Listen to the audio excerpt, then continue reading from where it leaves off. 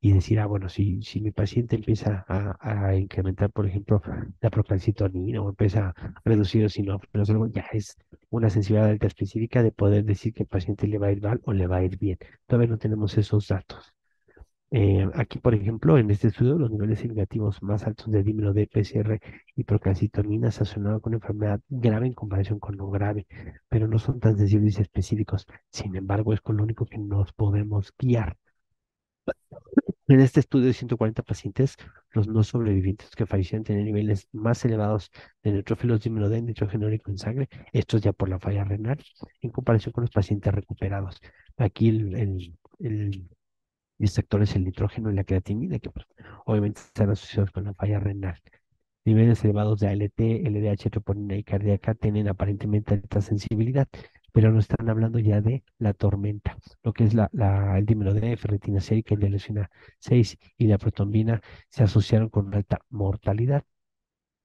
Niveles elevados de LDH, creatina, troponina, dímero D, PCR, ferritina, PCR y de leucina 6 se informaron repetidamente al momento del diagnóstico y sugiere el desarrollo grave. O sea, estos pacientes tuvieron estos, los que estaban graves, todos estos positivos, y entre más se elevaban, más probabilidad elevada de fallecer tenían.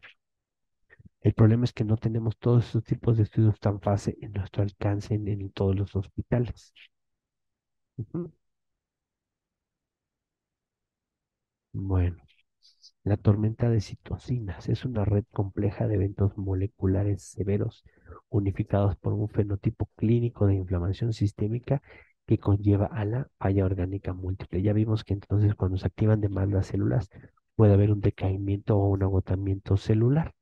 Es inducible por la activación, fíjese, de todas las células. Están aquí presentes linfocitos B, linfocitos T, NK y sus subpoblaciones, macrófagos, células dendríticas, neutrófilos, monocitos, células de tejidos residentes con cuales epitelios y endotelios son los que hacen esta reacción. Puede ocurrir una serie de enfermedades infecciosas y no infecciosas como se ha visto en sepsis bacteriana, en ébola, en otras fibras hemorrágicas, influenza, traumatismo cerrado, reacción adversa a medicamentos, a fármacos inmunoestimulantes. Y ahora se sabe que también el SARS-CoV-2 genera esta tormenta de citocinas y es la que consideramos como causal para la falla inminente de estos pacientes.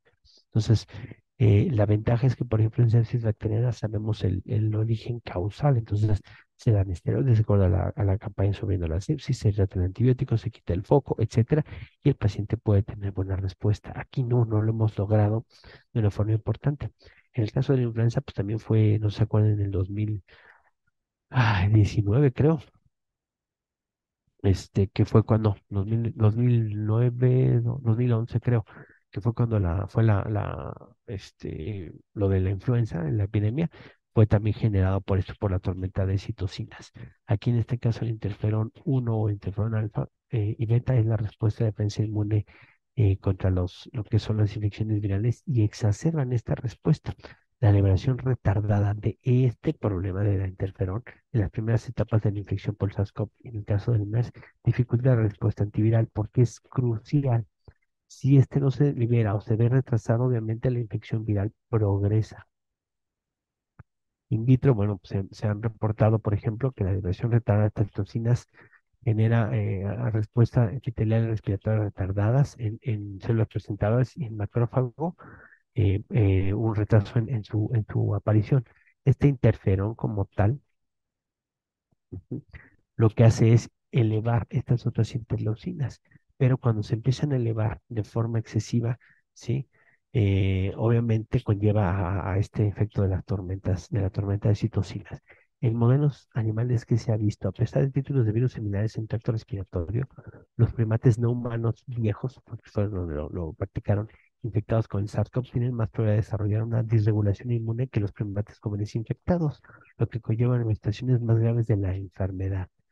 La rápida aplicación del SARS-CoV en ratones en lavados bronquiales induce la liberación retardada de la interferona alfa y beta que se acompaña de una entrada de muchos macrófagos mononucleares. Entonces, digamos que se retrasa, de repente, pum, se eleva de forma súbita y se hace una generación muy importante y retardada. Estos producen quimioatrayentes de monocitos como el CCL2, CCL7 y CCL12, lo que resulta en la acumulación adicional de macrófagos mononucleares en el sitio de la infección.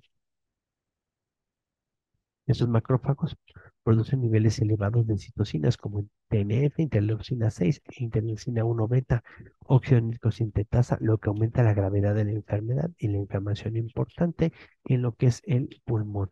Las citocinas proinflamatorias de macrófagos, interferón alfa y beta inducen la apoptosis de los linfocitos T y lo que conlleva aún más a los linfocitos T a la dificultad de la eliminación viral. Esto a su vez conlleva una apoptosis de células epiteliales y endoteliales. ¿Qué pasa si no tenemos epitelio respiratorio? Pues no podemos respirar y por mucho oxígeno que nos den o desinflamatorio, no hay células que se encarguen, ¿sí?, de hacer el intercambio gaseoso.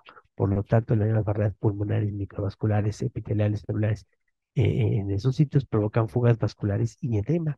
Ahora, sabemos que el edema y la fuga vascular conlleva a una barrera más amplia todavía, o sea, aparte de haber necrosis, hay barreras más amplias para que el oxígeno y el dióxido de carbono se intercambien de forma natural. Entonces, esto conlleva obviamente a el deceso. Aquí tenemos una imagen ya final en donde se incluye todo. Vemos cómo llega el virus, puede predecir en un escenario de apoptosis y las células NK van a través de sus enzimas hiperforinas, van a generar un daño cuando son reconocidas. Otro escenario es que, por ejemplo, las células dendríticas o las presentadoras llevan a cabo una presentación y activan diferentes tipos celulares, conllevando en este caso a la formación de anticuerpos. Ujú. Otra es que las células CD8 se activan cuando reconocen el MHC tipo 1 y generan apoptosis. Pero si la célula MHC no TPP es adecuada, pueden generar una expresión clonal y generar una buena respuesta inmunitaria. Por otro escenario que tenemos aquí, las células B, pues en este caso, a través de la presentación de las dendríticas, como vimos, generan diferentes tipos de anticuerpos para poder, obviamente, contener la inflamación. Conclusiones. El COVID ha generado un problema mundial, el cual se ha subestimado. A pesar de que ya estamos aparentemente con reducción, seguimos teniendo diferentes casos por, obviamente, las mutaciones que han presentado, en este caso, el coronavirus.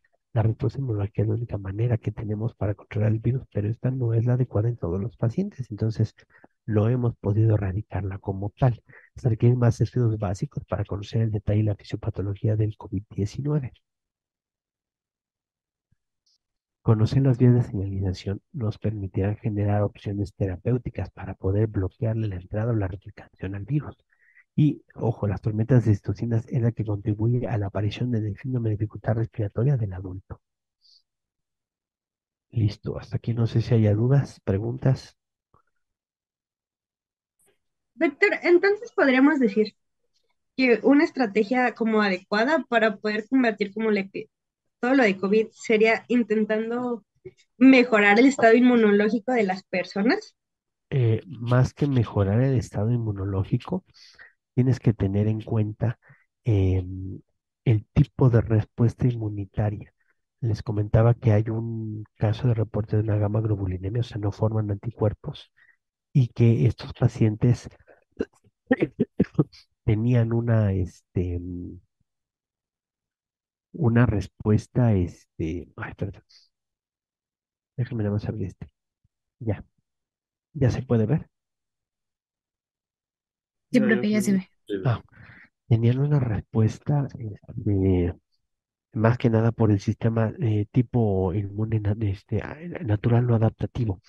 Aquí el problema es, no sabemos quién va a responder solo con el adaptativo, quién genera tormenta citocina, quién genera, por ejemplo, una respuesta dual, o sea, inmunológica celular y inmunológica humoral, que conlleva un agotamiento celular. Entonces, no tenemos todavía esos datos. Lo único que se ha utilizado y que es lo que actualmente ustedes deben de saber, ya no me dio tiempo de prepararlo, es lo de las vacunas. Recuerden que en las vacunas hay diferentes tipos de RNA, vacunas personalizados, etcétera, y eso es lo que se ha utilizado para que la población en general se erradique. Sin embargo, como hemos visto, hay gente que tiene 3, 4, hasta 5 dosis y puede infectarse y no es garantía de que el paciente viva. Puede tener secuelas, puede tener decesos, puede continuar asintomático. Hay gente que a lo mejor ni la vacuna requiere, pero todo hemos se dio para que no se infecte y que no empiece a replicarlo. Entonces, no tenemos todavía tanta información porque lo que se ha observado es que cada persona o cada paciente responde diferente inmunológicamente ante el COVID. Hasta que no regulemos o subclasifiquemos a lo mejor en endotipos o fenotipos a las personas de respuesta a COVID, vamos a poder generar una respuesta o una objetivos, unos targets farmacológicos más certeros. Ujú. ¿Alguna otra duda? No, No, bueno. no, Eh, es importante que sepamos dentro de la respuesta inmunológica lo que es una crisis asmática, porque la crisis asmática nos conlleva a una emergencia médica. Va a haber cosas obviamente que ustedes todavía no van a ver ahorita, las van a ver más adelante en sus otras materias. Si les toca terapéutica conmigo, pues ya lo veremos. Pero bueno, el asma es una respuesta inmunológica. Hay 5 fenotipos conocidos por el asma alérgica, la no alérgica, de inicio tardío, por obesidad y el asma sobreposición a asma EPOC. Ajá. Pero en general el asma se caracteriza por síntomas variables en los pacientes que cursan con disnea. Recordemos que la disnea es la forma subjetiva de que el paciente habla de dificultad para respirar. Estos síntomas, vamos a quitar esto, ya. Estos síntomas se generan por la limitación de la entrada y la salida del aire de la vía respiratoria. Entonces nosotros tenemos aquí una vía muy amplia y nuestra vía respiratoria aquí perfecta. Sin embargo, cuando llega algún alergeno o alguna sustancia que hace que se inflame, vemos como la reducción es importante, ¿sí? Y la hiperproducción de moco va concatenada, en este caso por células cebadas para la inflamación en los sitios de acción, que sería el pulmón. Debemos estar entonces pendientes de las variaciones del flujo de la vía aérea respiratoria que se encadenan por factores, en este caso, que tenemos identificados. No necesariamente los factores tienen que ser un alergeno. ¿Qué pasa cuando la piel, por ejemplo, se expone al sol? Ah, bueno, pues se quema y obviamente cualquier cosa nos genera dolor, como cuál. Por ejemplo, factores como que nos pongan la mano, el roce de la piel, el agua caliente, hasta que nos pongan crema y nos froten, duele. Lo mismo pasa con el pulmón. Cuando el pulmón se inflama en los pacientes asmáticos, hay factores que no necesariamente tienen que ser alérgenos y que nos pueden desencadenar una crisis. Es por eso que es peligroso que estos pacientes se expongan a diferentes factores como cuáles, irritantes, ejercicio, cambios en el clima, respiratorios, virales, porque pueden conllevar a crisis continuas. Aquí no sé si se escucha. Bueno, la disnea es la situación subjetiva del paciente que habla que el paciente le falta el aire. Tú puedes tener una saturación de 90 y tantos y el paciente dice, yo tengo disnea y es tu obligación creerle. ¿Por qué? Porque este paciente realmente lo refiere. Esto no lo podemos medir. Ujú. Ahora, hay cosas que nosotros sí podemos medir. La sensación de presión de pecho también es algo del paciente. Sin embargo, por ejemplo, lo que es las sibilancias, que son los ruidos respiratorios que se generan, no sé si se alcanza a escuchar. se escucha un poco entrecortado, pero ya estoy escuchando bien. No, no, pero los silbidos. Ah, no, no se escucha nada. Ok. Pero es que la presentación la tengo con unos sibilancias que grabamos. Ujú. El de la tos, ese sí se escucha bien fuerte. Y si no, ya escucharon también a su profesor. Bueno, ¿cuáles son los síntomas que nos indican de una crisis asmática? Son estos 4. El paciente te dice que le falta el aire, que tiene opresión en el pecho, que escuchan silbidos y tiene tos. Lo primero que tenemos que revisar como médicos es el uso adecuado de medicamentos y la técnica adecuada de medicamentos, porque podemos tener el medicamento adecuado, pero lo ocupamos mal, o viceversa, podemos tener una técnica impecable y el uso de medicamentos ser no el correcto. Entonces, ¿qué tenemos que hacer? ¿Cuándo acudir con un paciente? ¿Cuándo deben de ustedes decidir enviar a un paciente al servicio de urgencias? Eso le llamamos datos de alarma. Los datos de alarma obviamente son situaciones en las cuales la respuesta sí va a poner en peligro la vida. Para eso tenemos que tener siempre, y eso se lo recomiendo ya desde ahorita, donde se vayan a un consultorio a trabajar como auxiliares. Digo, muchos de ustedes, bueno, no sé, estas nuevas generaciones, pero al menos en mi tiempo todavía nosotros lo que hacíamos era pegarnos a un doctor, a un maestro, a un médico en la clínica.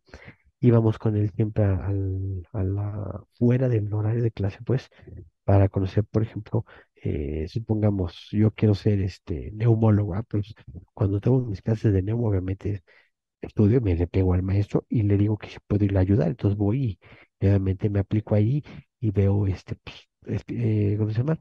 Espirometrías con él o placas con él, etcétera. Quiero ser cardiólogo, pues todo con el cardio o me meto al servicio de cardio y a ver expedientes, revisar electros, etcétera. Entonces, lo importante es que ustedes siempre sepan dónde trabajen, de auxiliares o cuando ya sean médicos de primer contacto, en el caso de médicos generales, siempre direcciones de hospitales cerca donde trabajan y teléfonos de ambulancia. Por si un paciente se les pone grave, ustedes puedan trasladarlo, porque si no se les puede complicar ahí en donde lo tienen. Esto es súper importante. Entonces, lo primero que tenemos que ver con un paciente va a ser la falta de oxígeno. Los labios azules. Ustedes pueden ver aquí una boca de esta chava sexy que dice, bueno, pues se ven medio oscuritos. Nuestra población, el 90% somos morenitos y hay veces que no lo podemos determinar. Sin embargo, por ejemplo, fíjense, a pesar que esta chava pues no se le nota, cuando estamos así de esta manera, pues, sí, eso ya es muy evidente, ¿no? Y vean cómo nada más, no nada más los labios, sino la piel también se alcanza a ver marmórea. En el caso de los niños, los labios son muy delgaditos. Y lo que pueden ver es a través de la boquita abajo de la lengua cómo se alcanzan a ver, ¿sí? Violáceos. Las uñas con los dedos, aquí vemos, comparados con las de este señor, cómo se encuentra a ver la acrocianosis. Siguiente, dificultad para hablar. Esto se observa mucho en los niños y en los ancianos, ¿sí? El niño habitualmente y habla mucho y de repente deja de hablar o está todo el tiempo calladito, hay que pensar, o así que no lo peor, pero sí que puede tener este problema. En los pacientes de la tercera edad, sí este problema es de que empiezan a hablar y les cuesta trabajo o hacen muchas pausas, tienen lo que llamamos entonces dificultad para platicar. Ahora, las alas de la nariz se mueven con la respiración. ¿Cuántos de ustedes han visto un aleteo nasal? Yo no, Famosísimo aleteo nasal. ¿Quiénes? Yo sí lo he visto. Yo también. Perfecto. ¿Quién no lo ha visto? yo no. Varios. Bueno, fíjense cómo se alcanza a ver aquí en este bebé. Cómo se amplían las fosas. Demasiado. ¿Sí? No es que esté aletando todo el tiempo, es que cada que jala aire, fíjense, las fosas se abren demasiado y esta parte se expande mucho, más de lo habitual. ¿Sí? Hundimiento en la piel arriba de las clavículas. Este también tiene ruido, pero creo que no se escucha. Fíjense cómo esta paciente de por sí ya se ve medio cianótica, ¿sí o no?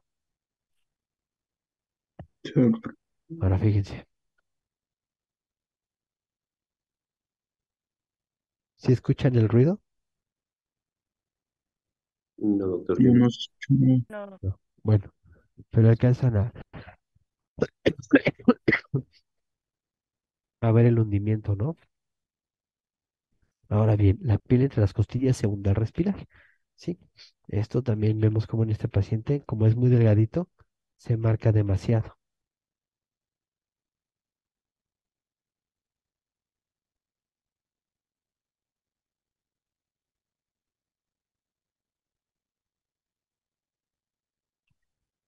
Estos datos de alarma entonces nos indican que existe un problema de fondo y requiere una revisión médica de forma inmediata.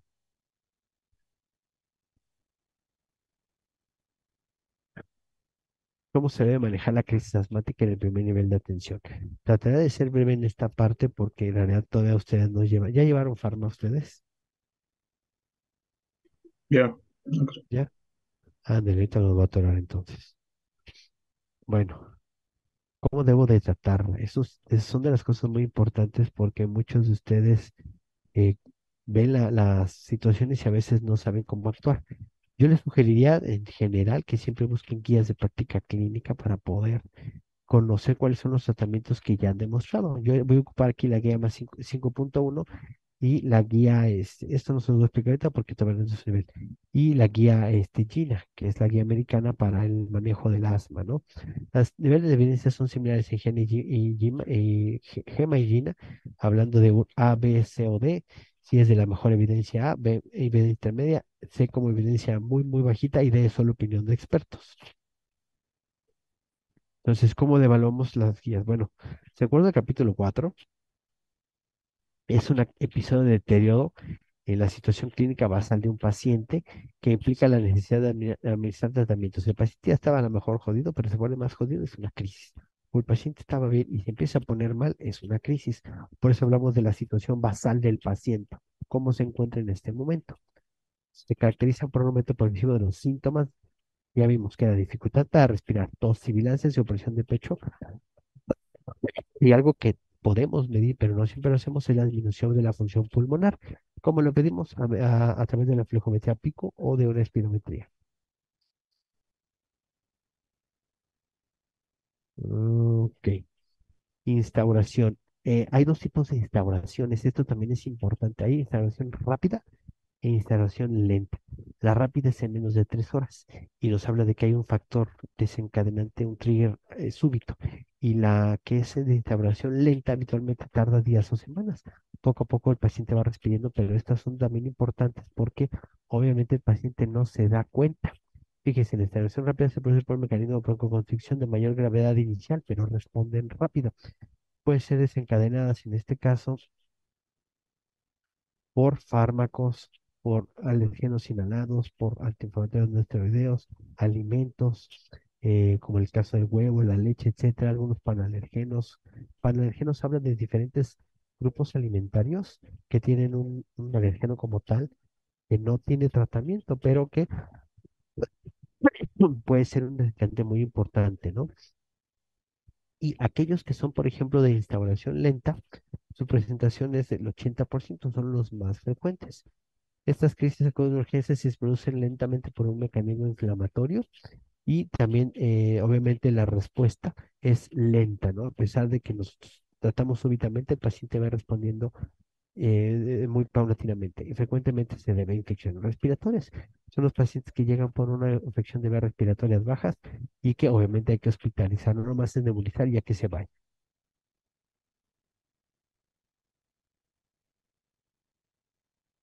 Bueno, hay que identificar primero los factores. Híjole, no sé qué onda con Víctor. ¿Siguen teniendo problemas con el internet? Creo que sí, algunos con su equipo, doctor. A ver, Zaira no tiene su cámara prendida, Daniela su cámara. Ah, yo es porque si lo prendo se empieza a trabar, Doc. Ok. Yo es porque estoy de los dos dispositivos, doctor, y la otra sí está mi cámara prendida, porque se me traba. Ay, ¿por qué tienes dos dispositivos? Porque hace rato se me Es más apagó bonito. y ya no me dejó entrar. Bueno, está bien. Ay, hay que identificar los factores, por ejemplo, medicamentos, afectaciones médicas como obesidad, rhinosinusitis, enfermedad del flujo esofágico, disposiciones como fumar, alergenos, exposición, alteraciones pulmonares y factores antecedentes como cuáles, alguna vez lo han intubado o se ha tenido más de una exacerbación en el último año, son pacientes que pueden complicarse y esos pacientes ni se esperen, inmediatamente mándenlos al doctor, al servicio de urgencias, pues me refiero. Los pacientes de muerte súbita, hay que identificarlos que aumentan el riesgo de exacerbaciones y otros factores con características asociados. Pacientes que tienen, por ejemplo, una disfunción pulmonar muy importante. Ujú. Antecedente de asma casi fatal, hospitalizaciones previas que no han ocupado o han suspendido sus corticosteroides orales, uso excesivo de SABA, que sí más de 2 botecitos al mes, una mala adherencia al tratamiento, enfermedad psiquiátrica o algún otro problema que no le permite usar los medicamentos, alergias alimentarias y otras comorbilidades. Ojo, el paciente que siempre está ocupando su inhalador SABA constantemente, ¿sí? El uso de un bote mensual habla de un paciente que está mal controlado. El salbutamol, ojo que les quede claro, no es en horario, el salbutamol es de rescate. El que es en horario es el esteroide inhalado, ese sí es en horario. Ajá. Entonces, crisis actual de instauración rápida o pausa. Esto no vamos a brincar, es lo mismo. ¿Cómo vamos a evaluar a nuestro paciente? Bueno, hay una evaluación inicial y luego cada 20 minutos tenemos que ir evaluando a nuestro paciente. Ujú. La dinámica, que es la posterior, es post-tratamiento. ¿Por qué? Porque vemos si responde, pues entonces o va mejorando, pues ya no lo enviamos a su casa, ¿verdad? O al hospital. Pero si no responde y va empeorando o se mantiene, obviamente tenemos que enviarlo con ambulancia a un servicio hospitalario. Fíjense cómo aquí está la crisis leve, moderada, grave o casi vital. La disnea puede ser leve, moderada o intensa. Sin embargo, esto no es 100% fidedigno. Podemos tener una disnea, por ejemplo, moderada y tener una crisis leve o una crisis grave. Lo mismo con el habla, párrafos, frases o palabras. ¿Por qué está relacionado esto? Porque también depende del umbral de cada paciente. Pero esto ya no, la frecuencia respiratoria, si está más de 20 o más de 25, hablamos de pacientes con crisis moderada o grave. Lo mismo la frecuencia cardíaca, porque estas no las podemos fingir. Ujú. Presión arterial se encuentra normal, ya cuando está muriendo es hipotenso. Uso de la musculatura también, ausente, presente o muy evidente, como ya los acabamos de ver. Sibilancias presentes siempre. Esas tampoco las podemos fingir. Ajá. Nivel de conciencia, ese medio se puede fingir.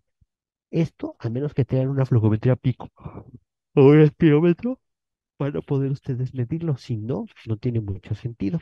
La saturación tampoco la podemos medir. Sin embargo, sería inconveniente, por eso tengan su saturómetro, váyanselo comprando desde siempre, para saber cuál es la saturación basal del paciente, porque hay pacientes que ya tienen, por ejemplo, que son oxígenos dependientes y están bien en 89%, llegan a la consulta y dicen, oh, tiene 89, ponle oxígeno, ¿no? Y en los niños, por ejemplo, abajo de 94, ya es un problema, que tiene 92 o 91, está bien el niño, no, no está bien, tiene un problema de cualquier índole respiratorio, no sabemos cuál, pero no está saturando bien. Su gasometría que tampoco la van a poder tomar. Ujú. Bueno, esto ya lo referimos.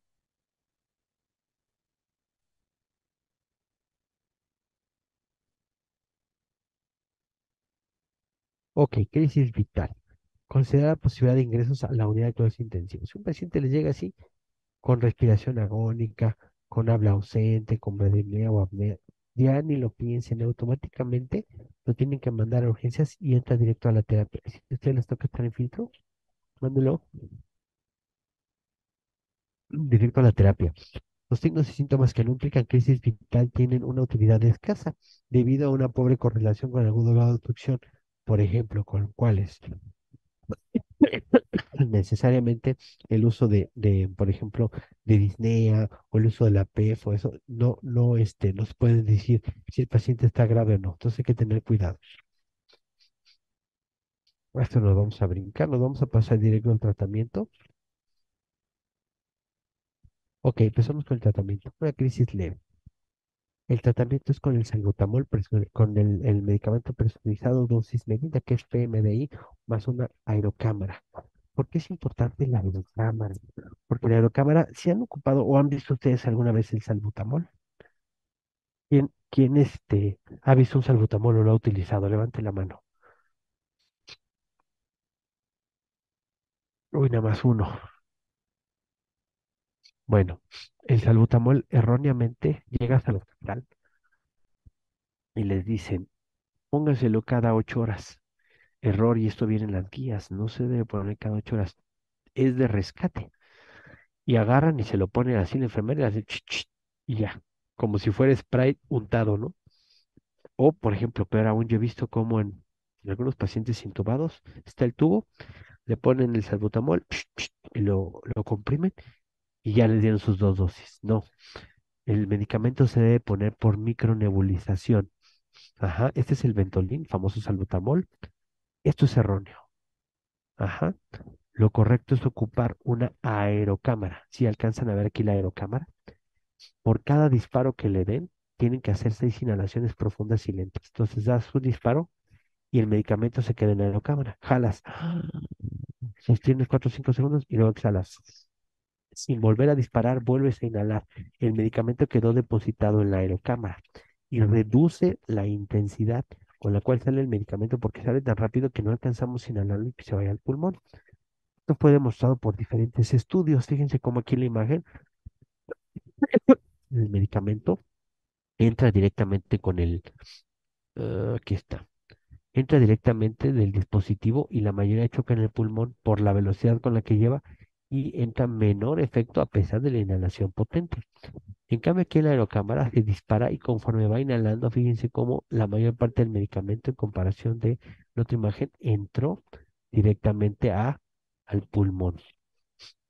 La diferencia, bueno, se lo demostró, por ejemplo, este estudio que se vio en una revisión sistemática para ver los efectos que tenían el presurizador dosis medida con una molécula y se vio como el placebo, por ejemplo, cuando entraba directo, ¿sí?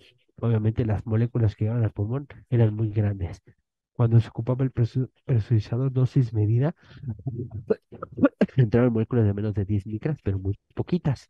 Pero cuando se ocupaba con el espaciador, fíjense la cantidad de moléculas pequeñas que entraban al pulmón. Pues como son moléculas pequeñas, son las que se necesitan que se introduzcan. Este es otro estudio. Ay, Sí, doctor. Bueno, pues ahora espero porque es que cuando accede alguien a la sala no me da acceso a esto.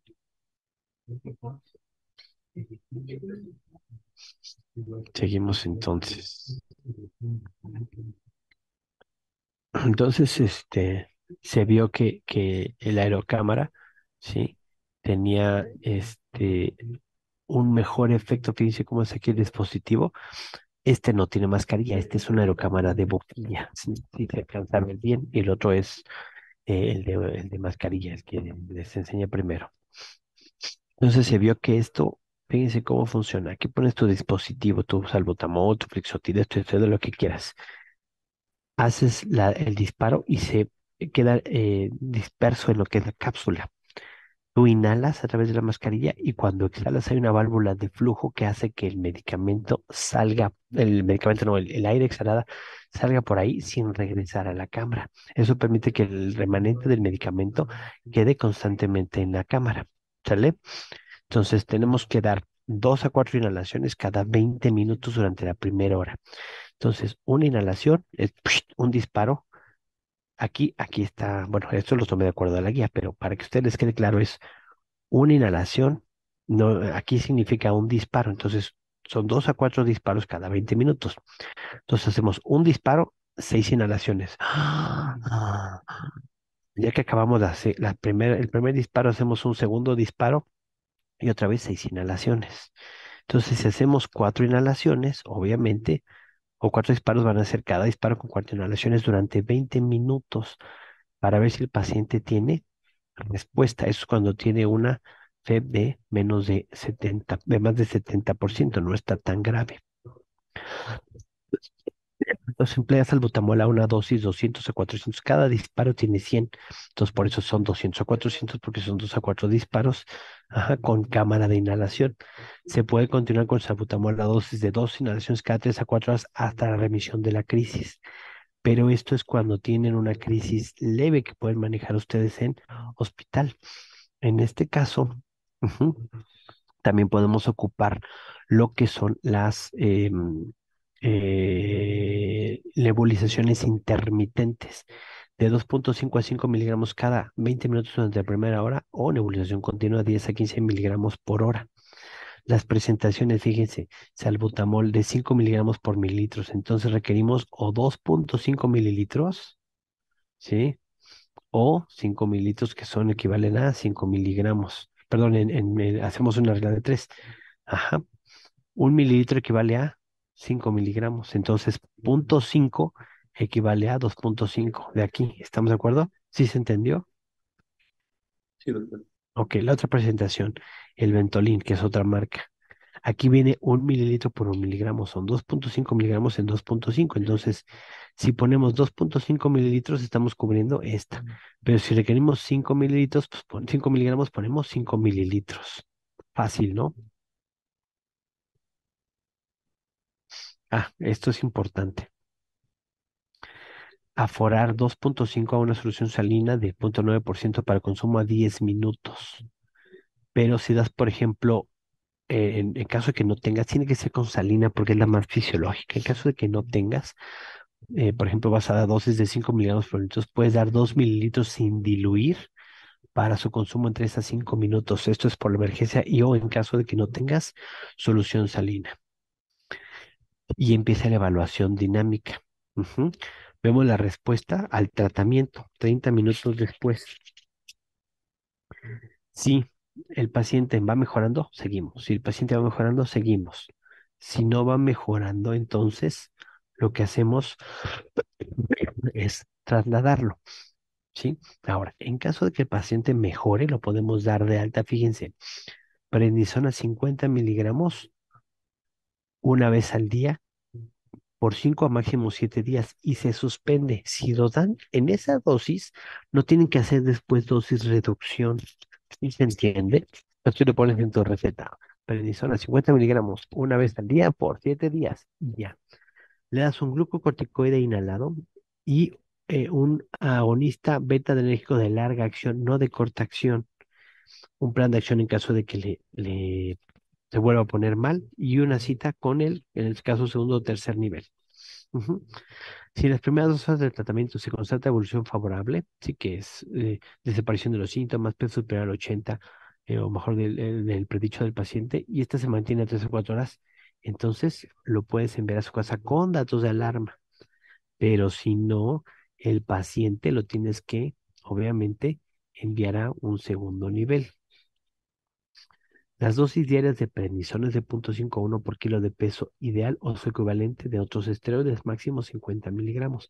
O sea que si pesa 200 kilos el paciente, no le vas a dar 200, le vas a dar de acuerdo a su peso ideal. Si su peso ideal sobrepasa 50 miligramos, tampoco le vas a dar más de 50, esa es la dosis máxima.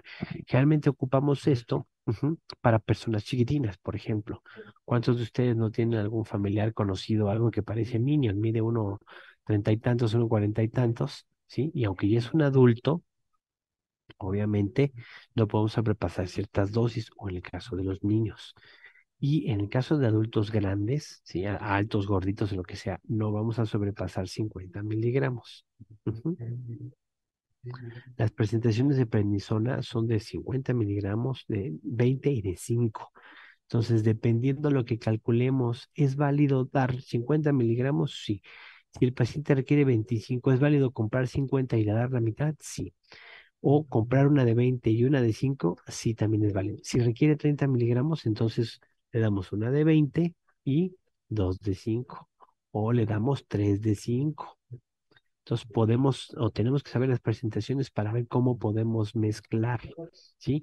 No porque el proveedor nos dé las presentaciones, necesitamos 27 o 35 miligramos, no, pues ya valió madre, no hay presentaciones de 35, no. Tenemos que dar entonces 3 de 5 y una de 20 y llegamos a los 35. ¿Queda claro? Si llegamos a 40, necesitamos 40, pues entonces la más cercana es la de 20 y le damos 2 de 20. ¿Sí queda claro? Sí, Ok.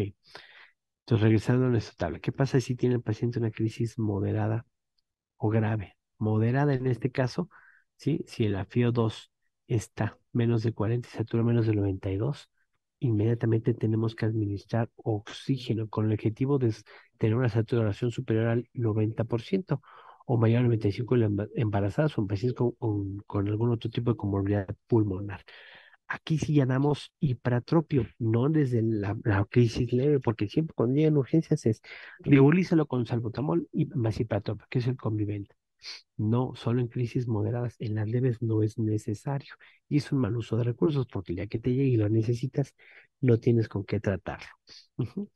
Puedes dar la presentación con presurización, dosis medidas 4-8 inhalaciones fíjense, aquí no es cada 20, cada 10 a 15 minutos. Fíjense cómo se incrementa.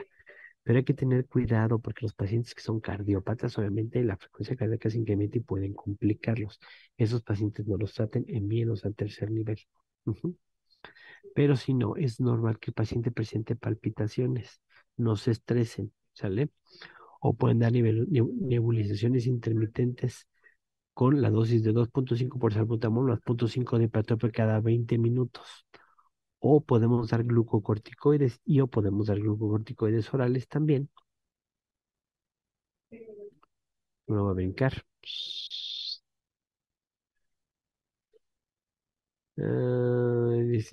Ok.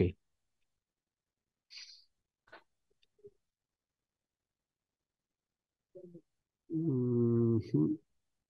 Ok. Podemos dar glucocorticoides 50 miligramos oral o hidrocortisona 250 miligramos endovenosa. Ajá, porque ya estamos llegando al hospital. Los inhaladores y orocorticoides inhalados y los orales sí se pueden combinar en estos casos. ¿Qué quiere decir? Le puedo dar, por ejemplo, un glucocorticoide oral y un inhalado y hay evidencia de que mejora el paciente. Entonces es más conveniente, ¿sí? Que le den obviamente su oxígeno, sus nebulizaciones, le den vía oral y le den también inhalaciones con el glucocorticoide para que tenga doble ruta y tenga un mayor efecto. La adrenalina no ha demostrado, sí, que tenga algún beneficio, a menos que el paciente esté con datos de una anafilaxia.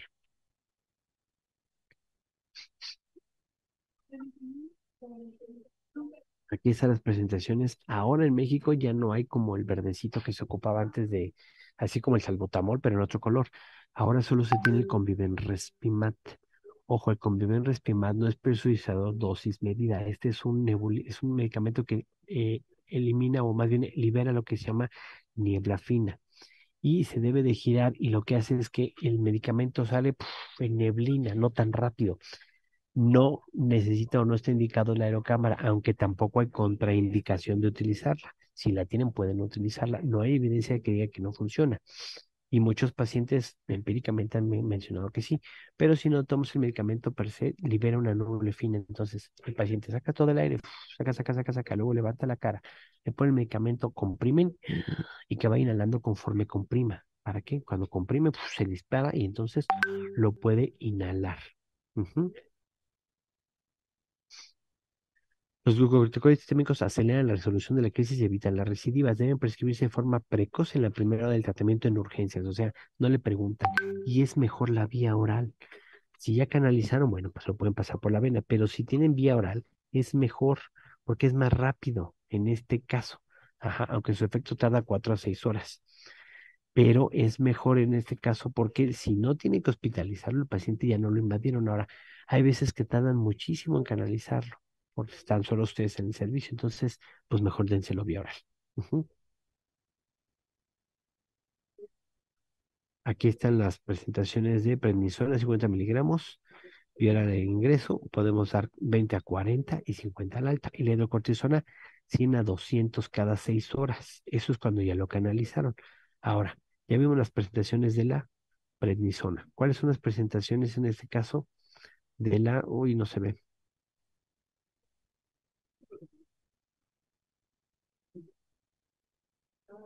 Aquí está. Estas son las presentaciones de la hidrocortisona, fíjense. Solución inyectable de 100 miligramos en 2 mililitros.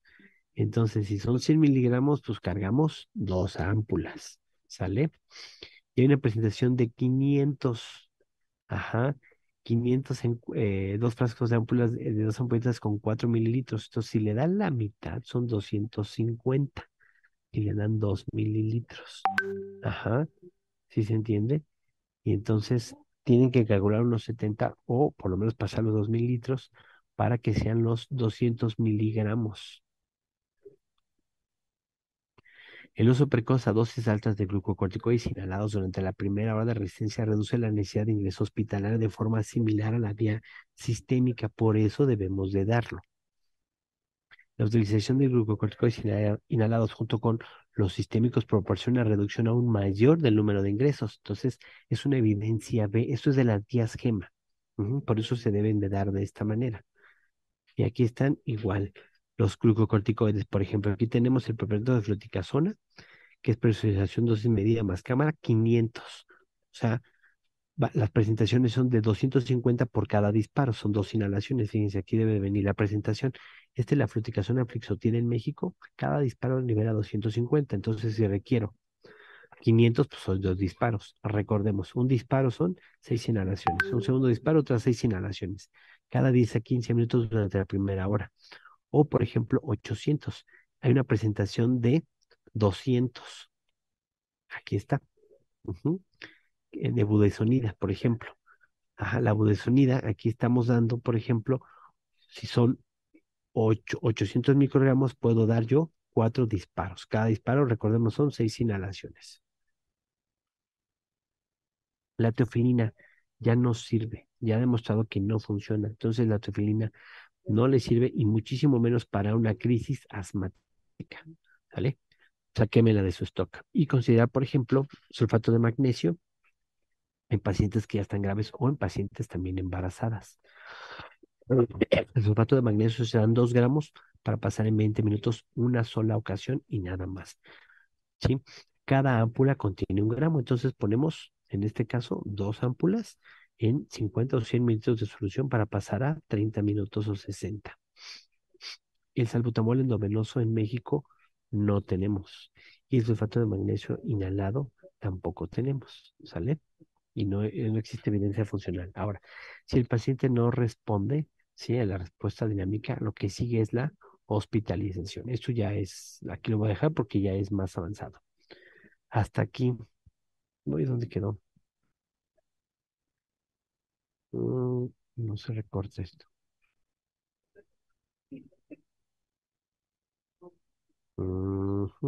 Aquí está. ¿Hasta aquí alguna duda? No, profe. No. Bueno, ahora lo de los autoanticuerpos ya lo vimos, ¿verdad?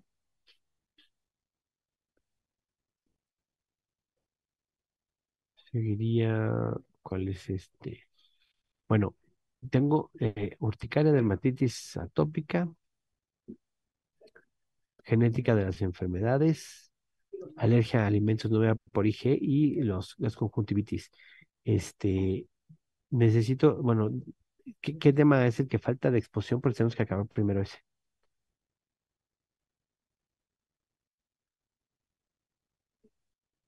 ¿Qué falta de exponer? Falta un tema nada más, ¿no? Faltan dos temas, doctor. ¿Mandé? Faltan dos temas, Son doctor. 2 temas, doctor, Ah, ok, pero entonces, están cortitos. bueno, vamos a verlos entonces y ahorita retomamos lo de la aplicación clínica, ¿les parece?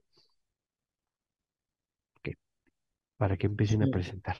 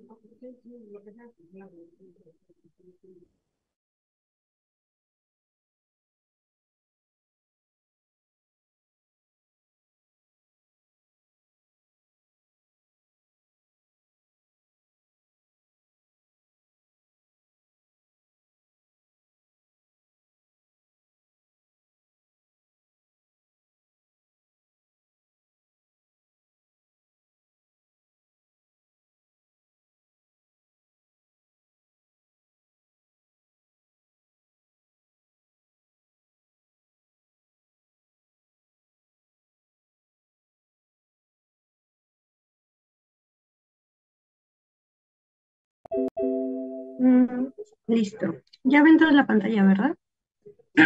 Sí, ya se ve. Ok. Sí, ya se ve. Buenos días, compañeros y doctor. Nosotros somos del equipo 4 y vamos a hablar hoy sobre inmunidad antitumoral. Espérame, dame un segundo, por favor, porque tengo una llamada de emergencia. Espérame.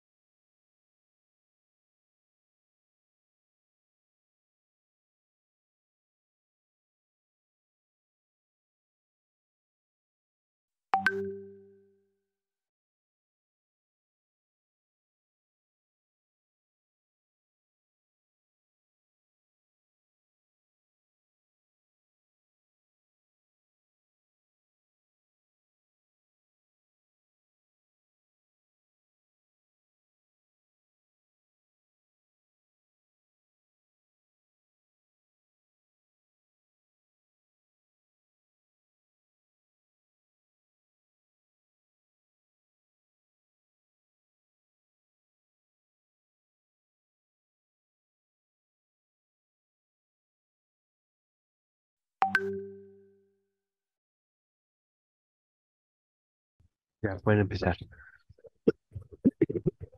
Ok, bueno, hoy vamos a hablar de inmunidad antitumoral. ¿Le puedes dar a la siguiente, por favor, Aaron? Tenemos que el cáncer va a ser un problema de salud importante en todo el mundo, debido a que es una de las causas de morbo y mortalidad, tanto en niños como en adultos. Y bueno, se ha descubierto que la mortalidad de los tumores malignos se va a deber a su crecimiento y propagación incontrolados dentro de tejidos normales. Recordemos que el cáncer es una acumulación de mutaciones genéticas, ¿vale? Y esto es lo que va a producir un daño y deterioro funcional dentro de estos tejidos. El fenotipo siguiente.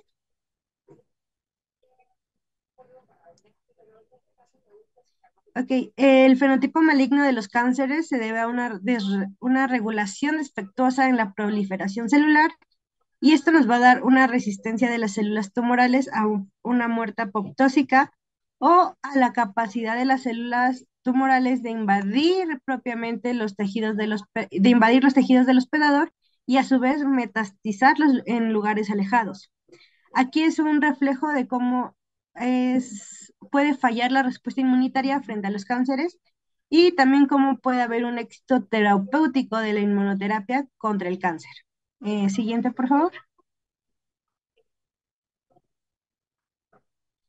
Bueno, algo también importante, antes de llegar como a las generalidades, es que aquí vamos a tener como la teoría de la vigilancia inmunitaria, que fue propuesta en 1950 por McFarlane Burnett y Lewis Thomas, y esta va a afirmar que una función fisiológica propia del sistema inmunitario va a ser reconocer y destruir clones de células transformadas antes de que éstas se conviertan en un tumor, y así poder matar a los tumores después de que se hayan formado.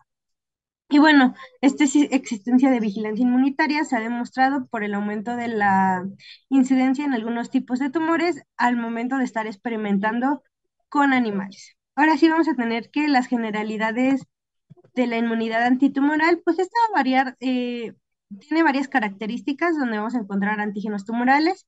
Y aquí tenemos que los antígenos tumorales estimulan respuestas inmunitarias, adaptativas y específicas que van a poder impedir o limitar el crecimiento y propagación de los tumores. Esto se ha demostrado a través de estudios clínicos, análisis anatopatológicos de tumores y a su vez con la propia experimentación con los animales. Tenemos que la mayor parte de las pruebas indican que hay una respuesta inmunitaria que son de importancia clínica y van a estar relacionados totalmente con linfocitos T, especialmente con los linfocitos T citotóxicos o CD8. Y estos van a demostrar que muchos tumores pues están rodeados de un infiltrado de células mononucleares formados por linfocitos T y macrófagos, y a la vez que hay linfocitos activados y macrófagos en los ganglios linfáticos que van a drenar los lugares en que crecen los tumores. Siguiente, por favor. Bueno, vamos a tener que con frecuencia las respuestas inmunitarias no impiden un crecimiento de los tumores, y pues por este motivo la inmunidad antitumoral va a ser incapaz de erradicar los cánceres. Y vamos a tener como diferentes mecanismos de evasión, que va a estar el mecanismo de evasión tumoral, que aquí hay, que son mecanismos, que se va a hablar más adelante este mecanismo de evasión. También vamos a tener que las células tumorales van a perder la expresión de antígenos que pueden ser reconocidos por el sistema inmunitario del hospedador, y posteriormente que va a haber un crecimiento rápido y la diseminación de un tumor puede superar la capacidad del propio sistema inmunitario de controlar de forma eficaz el tumor, lo que requiere que todas las células malignas sean eliminadas. Esto es decir, que podemos tener una respuesta inmunitaria, pero esta respuesta se va a ver superada por la diseminación de estas células tumorales, y pues ya va a ser casi imposible que nuestro sistema inmunitario pues pueda controlar de forma eficaz esto. Y bueno, esta imagen es un poco de cómo se lleva el mecanismo de evasión tumoral. No me voy a detener tanto en esto porque lo vamos a ver más adelante. Siguiente. Eh, Aquí es lo que les mencionaba, que las respuestas inmunitarias adaptativas ineficaces para los cánceres pues pueden superarse mediante estrategias terapéuticas que estimulan estas respuestas, de modo que puedan activarse se puede llevar la activación de linfocitos T antitumoral para que mate de forma eficaz a las células tumorales. Y es aquí donde vamos a tener como la respuesta de la antibioterapia, que igual lo vamos a hablar más adelante conforme se va desarrollando el tema. Siguiente, por favor. Bueno, propiamente vamos a tener los antígenos tumorales, que son la respuesta inmunitaria frente a los tumores malignos. Se dirigen contra diversos tipos de moléculas que van a expresar las células cancerosas y que pueden ser reconocidas por el sistema inmunitario. Aquí también tenemos que los antígenos proteínicos pues estimulan las respuestas de linfocitos T, son los más importantes hablando de los antígenos para la inmunidad antitumoral protectora.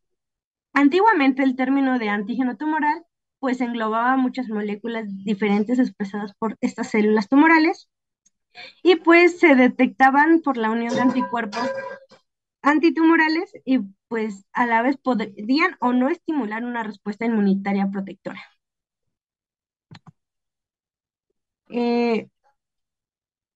Siguiente. Vamos a tener los neoantígenos o antígenos codificados por genes mutados. Aquí los neoantígenos tumorales son proteínas codificadas por los genes mutados que aparecen como extrañas para el sistema inmunitario, porque no van a existir en las células normales y aparecen como nuevos a medida de que se desarrolla un cáncer. Estos tipos de antígenos habitualmente pues son codificados por genes que contienen una mutación pasajera o que son mutaciones puntuales o eliminaciones que no se relacionan con la aparición ni con el fenotipo maligno de los tumores. Esta mutación pasajera pues va a reflejar la inestabilidad del genoma de las células cancerosas. Y bueno, algo importante aquí es que los linfocitos T reconocen únicamente a los péptidos unidos a moléculas del complejo mayor de histocompatibilidad.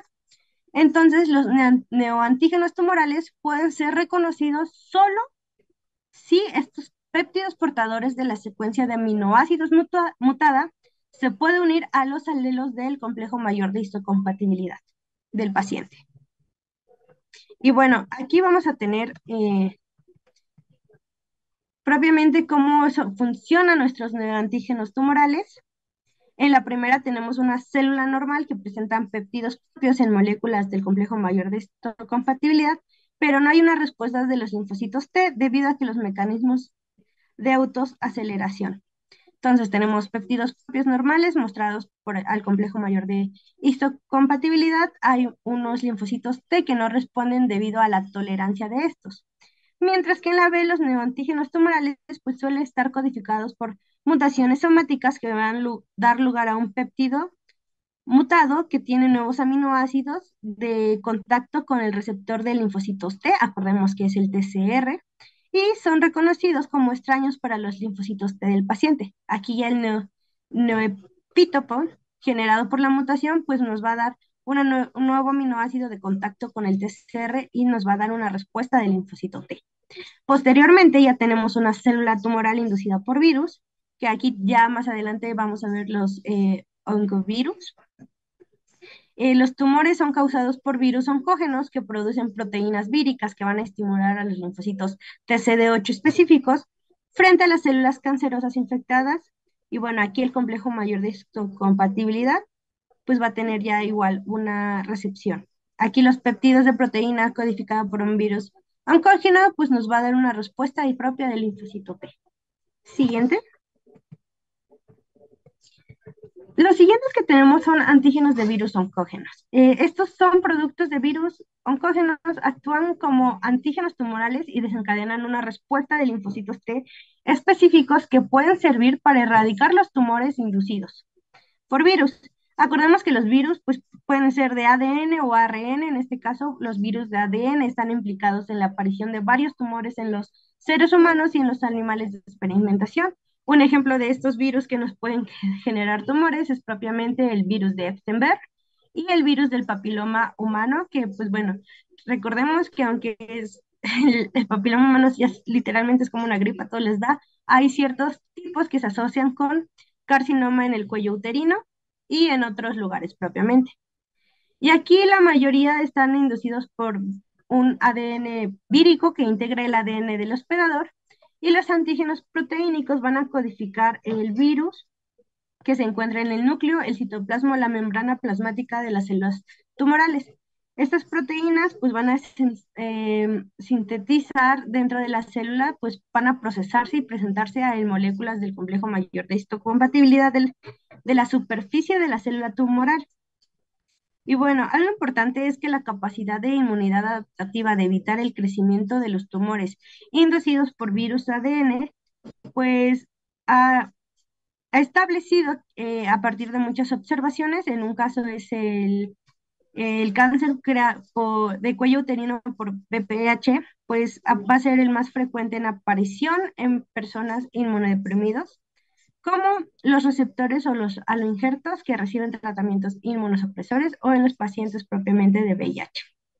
Algo también es que la eficacia de la inmunidad adaptativa específica frente a los virus, evitando los tumores, puede deberse en gran medida a que evitan la infección y eliminan las células infectadas antes de que se desarrolle el cáncer. Aquí lo importante de la vacunación puede prevenir la infección de estos virus, pues también puede reducir la incidencia de cánceres asociados a tumores. En este caso, un ejemplo muy característico es propiamente el desarrollo de la vacuna del VPH y cómo esta, recordemos que está compuesta principalmente por los serotipos de alto riesgo. Siguiente, por favor. ¿Hasta aquí tienen alguna duda? No, Daniela, gracias. No, No, dime. Dani, todavía. Ok, bueno, los siguientes van a ser proteínas celulares expresadas en exceso. Aquí vamos a tener que algunos antígenos tumorales son los productores de genes, son los productos de genes que están silenciados en células normales y desreprimidos en las células tumorales. O son proteínas producidas por células normales, pero producidas en cantidades excesivas por los tumores. Estos antígenos no son en sí mismos extraños para el hospedador, pero van a estimular una respuesta inmunitaria. Aquí normalmente los antígenos pueden expresarse durante un tiempo limitado o en una localización particular. Un ejemplo de esto puede ser solo el desarrollo que se da durante el desarrollo embrionario o solo en tejidos a los que se puede acceder el sistema inmunitario, de modo que no hay una tolerancia inmunitaria duradera frente a estas proteínas. Aquí la expresión de un tumor en fases posteriores de la vida o en localizaciones pues no están protegidas de las células inmunitarias. Siguiente. Aquí vamos a tener como muchos de estos antígenos pues son dianas para el tratamiento de con anticuerpos y posibles candidatos para las vacunas antitumorales. Y esto se debe a que la expresión de solo algunos de estos antígenos tumorales sin alteraciones estructurales es suficientemente diferente a la expresión de células normales como para estimular una inmunidad protectora en los pacientes. Aquí vamos a encontrar los antígenos de cáncer testicular, que son proteínas expresadas en los gametos y en los trofoblastos con en muchos tipos de cánceres, pero no en tejidos somáticos normales. Aquí los primeros antígenos de cáncer testicular identificados pues fueron los asociados al melanoma o MAGE, que es melanoma associated antigen. Y bueno, estos se expresan en los melanomas y en muchos otros tipos de tumores en los testículos normales.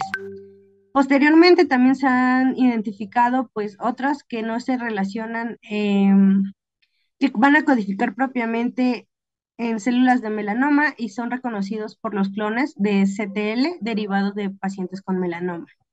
También vamos a tener algunas proteínas que se van a expresar en cantidades anormalmente altas en las células tumorales porque los genes que codifican estas proteínas están amplificados. Un ejemplo de esta es la variante oncogénica del factor de crecimiento epidérmico denominado HER2 o NEU, que se expresa en exceso en algunos cánceres de mama. También tenemos los antígenos de diferenciación que se encuentran en las células tumorales y en los tipos de células de origen de tumores, pero no en las células de otros tejidos. Aquí hay dos ejemplos de estos antígenos de diferenciación en los melanomas, son la tirosina, que es una enzima implicada en la biosíntesis de la melanina, y la MART1, una proteína necesaria para la función del melanosoma. Y estos se dan en pacientes con melanoma pues se va a encontrar una respuesta de CTL, CD8 y linfocitos T, CD4 operadores específicos frente a péptidos de la tirosina y el MART1. Siguiente. Bueno, aquí tenemos como la expresión de los antígenos tumorales no mutados. Vamos a tener que las proteínas que no han mutado, pero que se expresan de una forma más abundante en los tumores, que en las células normales, pues pueden inducir una respuesta del linfocito T en sus hospedadores.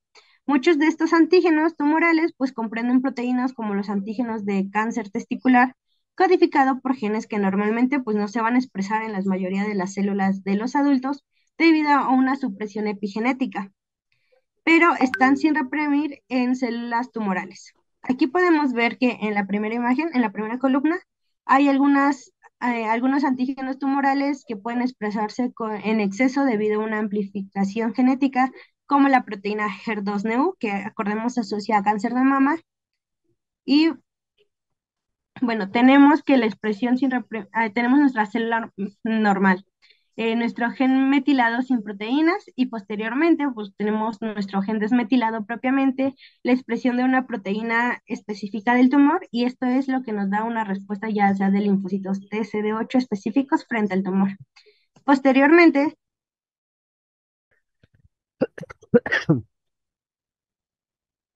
Dale.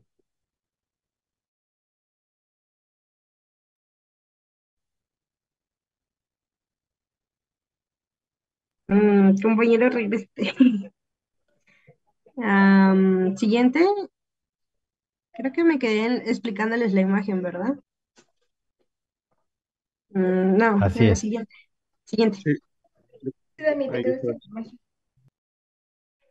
En la siguiente imagen de eso. Ahí, justamente. Bueno, ahora vamos a ver la expresión aumentada de las proteínas oncógenas debido a una amplificación genética. Permítanme, porque... Listo. Aquí vamos a tener que los antígenos específicos tisulares, pues son proteínas que expresan las células cancerosas y células normales de las que los tumores van a derivar, como las tirosinasas producidas por los melanocitos y las células malignas del melanoma debido a una alteración de la regulación génica o la abundancia de células tumorales y propiamente la cantidad de estas proteínas pues va a ser alta en tumores, lo que se conoce como una respuesta de linfocitos T.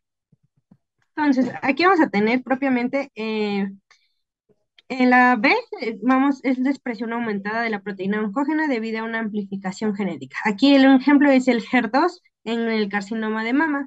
Tenemos una pequeña cantidad de proteína que posteriormente se va a convertir en una gran cantidad de proteínas y posteriormente en la tercera columna tenemos el número aumentado de células que expresan una proteína específica del tejido. Un ejemplo de este es las tirosinasas en los melanomas. Siguiente. Bueno, antes de pasar aquí, vamos a tener otros antígenos tumorales que son de importancia, como los antígenos oncofetales. El término de antígeno oncofetal, pues se le dio a las proteínas que se creía se expresaban en cantidades altas en las células cancerosas y en los tejidos fetales, pero no en adultos. Y bueno, aquí vamos a tener dos antígenos estudiados, que es el antígeno carcinoembrionario y la alfa-fetoproteína. El CA, o también conocidos como CD66, pues va a ser una proteína integral de membrana muy glucosilada que funciona como una molécula de adhesión intercelular. Y una expresión elevada de este, pues está restringida normalmente a células del tubo digestivo, el páncreas y el hígado durante los 2 primeros trimestres de la gestación. Su expresión pues va a aumentar en muchos carcinomas como es colon, páncreas, estómagos y mama. Y la alfa-fetoproteína va a ser una glucoproteína circulante que normalmente se sintetiza o se secreta durante la vida fetal en el saco vitelina y en el hígado. La concentración pues, puede ser de hasta 2.3 miligramos y una concentración sérica puede ser elevada en los pacientes con carcinoma hepatocelular, tumores de células germinales y ocasionalmente en cánceres gástricos y pancreáticos. Y una elevación de esta se usa a veces como indicador de tumores hepáticos o células germinales o células germinales avanzadas o de su recurrencia en el tratamiento.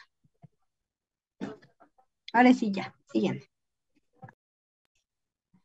Gracias, Dani. Bueno, pues ahora vamos a ver las respuestas inmunitarias frente a los tumores. Siguiente, por favor. Y bueno, tenemos que los linfocitos T son el principal mecanismo de la protección inmunitaria adaptativa frente a los tumores, que pues va a ser la muerte de las células tumorales por los CTLCD8. Bueno, aquí en la imagen encontramos la respuesta del linfocito T citotóxico frente a los tumores. Los antígenos tumorales son captados por las células dendríticas del hospedador y las respuestas comienzan en lo que van a ser los órganos linfáticos secundarios. Los linfocitos T citotóxicos, que vamos a llamarlos o vamos a abreviarlos como los CTL, van a ser específicos frente al tumor, que migran de nuevo al tumor y van a matar a estas células tumorales. Incluyen pasos iniciales similares para generar linfocitos T cooperadores específicos frente a este tumor. Y aunque los mecanismos efectores antitumorales pues van a ser, pueden ser diferentes. Los CTL pueden realizar una función de vigilancia, reconocer y matar las células potencialmente pues malignas que van a expresar los péptidos derivados de antígenos tumorales y y los presentan asociados a las moléculas del MHC. Siguiente, por favor. La respuesta de los linfocitos TSD8 específicos frente a antígenos tumorales pueden exigir la presentación cruzada de los antígenos tumorales por las células dendríticas. La mayoría de las células que vamos a tener o de las células tumorales no van a derivar de células presentadoras de antígeno, lo que significa que no van a estar presentes en los órganos linfáticos secundarios donde pueden mostrar los antígenos a los linfocitos T vírgenes. Y las células tumorales tampoco van a expresar tipo de moléculas coestimuladoras necesarias para la activación de los linfocitos T vírgenes. Por lo tanto, para iniciar pues, las respuestas antitumorales de los linfocitos CD8, los antígenos tumorales deben ser presentados por las células dendríticas. Las mejores APC para transportar estos tipos de antígenos hasta los órganos linfáticos secundarios y estos también van a activar los linfocitos T. En esta imagen que les puse se muestra la activación de los linfocitos CD8, bueno, de los linfocitos TCD8, específicos frente al tumor mediante la presentación cruzada. Aquí los antígenos proteínicos tumorales y las células cancerosas que producen los antígenos son ingeridos por las células dendríticas. Estos van a ser ingeridos hacia el interior de las vesículas endocitóxicas.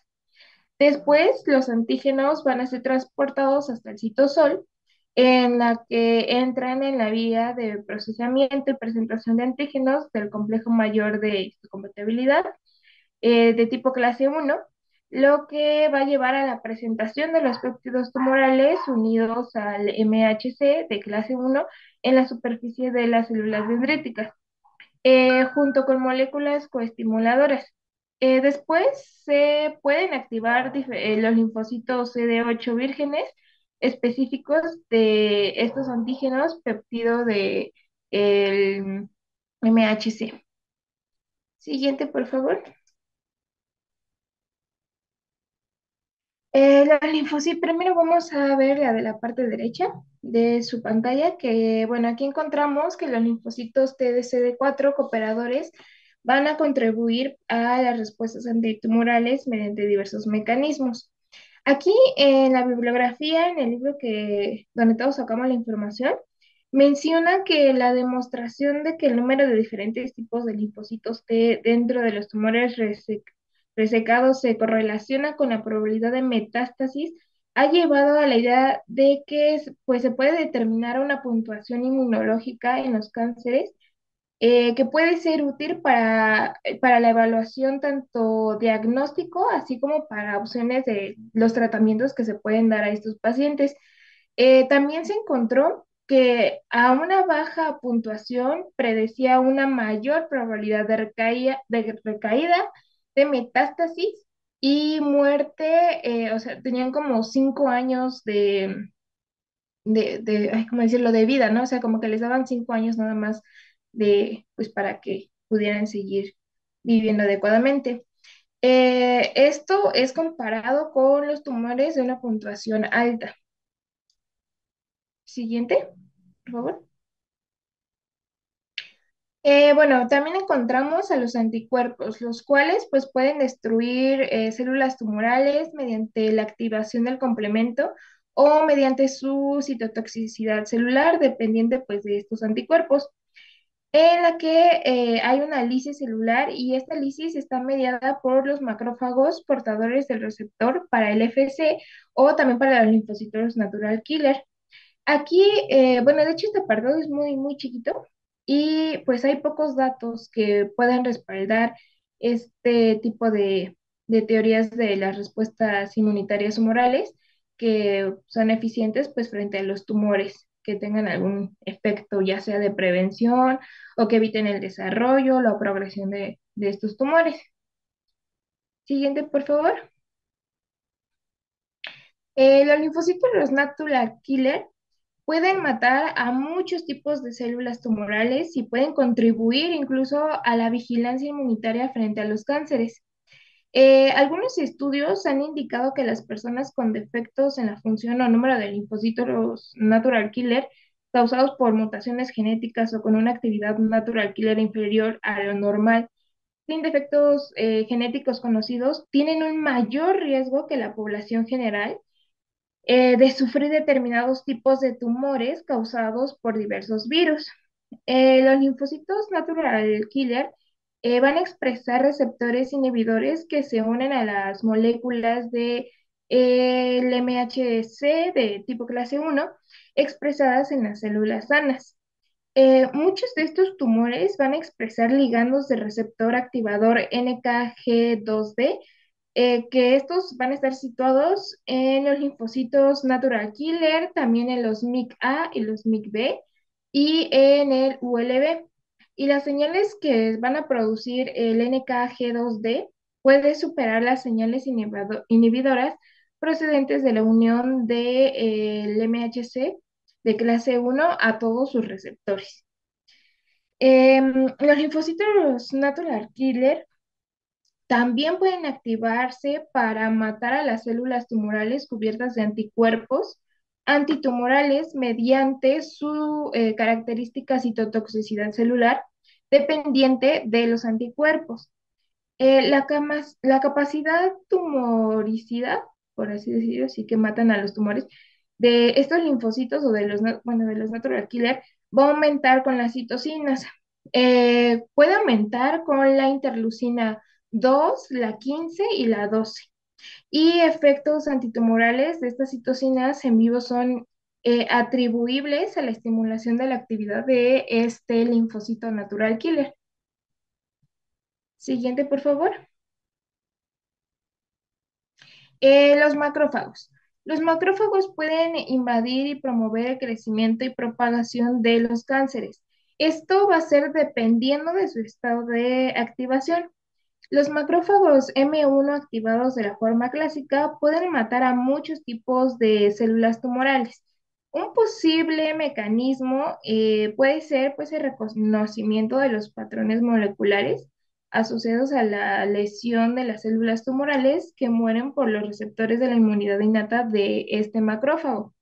También los macrófagos presentes en los tumores pueden activarse para matar células tumorales por el IFN y producido por los linfocitos Th1 y el CTL, que son específicos frente al tumor y los linfocitos natural killer. Estos macrófagos M1 pueden matar a las células tumorales por los mecanismos que también usan para matar a los microorganismos como las bacterias. estos microorganismos pues infecciosos. Entre ellos hay liberación de enzimas lisosómicas, el óxido nítrico y especies reactivas del oxígeno. Siguiente, por favor. Aquí encontramos el papel de la inmunidad innata y adaptativa en la promoción del crecimiento tumoral. Encontramos que la inflamación crónica se ha considerado desde hace tiempo un factor de riesgo para el desarrollo de tumores en muchos tejidos diferentes. ¿En qué tejidos? Pues especialmente van a ser aquellos afectados por enfermedades inflamatorias crónicas. Como ejemplo, puede ser un esófago de Barrett o una colitis ulcerosa. Los macrófagos asociados a los tumores del fenotipo de activación alternativa, que son los M2, así como otras células, son fuentes de factor de crecimiento endotelial vascular. Un factor de crecimiento que promueve pues la angiogénesis y también puede promover la metaloproteinasas de la matriz. Y estas enzimas pues son conocidas por modificar el tejido extracelular. Aquí en la imagen podemos ver la promoción del crecimiento tumoral por el microambiente antiinflamatorio del tumor. Aquí tenemos que aunque la inflamación puede promover la transformación maligna de las células y la aparición de cánceres, los tumores establecidos van a crear un microambiente que va a suprimir toda esta inmunidad antitumoral y va a promover el crecimiento de una célula cancerosa. Los tumores van a alterar pues a lo que es el fenotipo de las células dendríticas de forma que van a favorecer la diferenciación de los linfocitos T reguladores y los TH2 antiinflamatorios. Todo esto a su vez va a promover la diferenciación y una acumulación de los macrófagos M2 y de células supresoras de origen mielocítico. Esto lo que va a provocar va a ser un bloqueo en la acción de los linfocitos T citotóxicos y TH1 antitumorales y proporcionan factores de crecimiento para las células tumorales y los vasos sanguíneos tumorales. Eh, una vez hecho esto, los macrófagos activados de forma alternativa de poblaciones celulares poco caracterizadas como las células supresoras de origen mielocítico también pueden promover este crecimiento tumoral de forma indirecta. ¿Y cómo va a ser esto? Pues al inhibir una inmunidad antitumoral eficaz. Siguiente.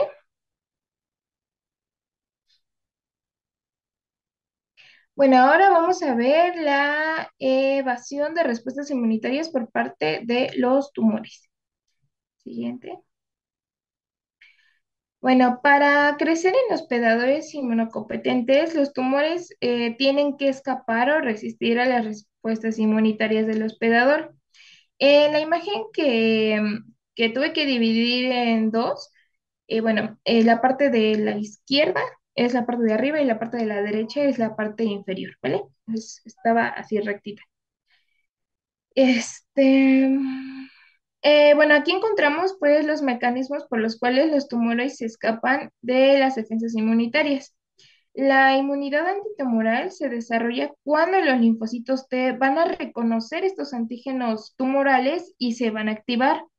Las células tumorales pueden evadirse de las respuestas inmunitarias, perdiendo la expresión de antígenos o moléculas del complejo mayor de histocompatibilidad.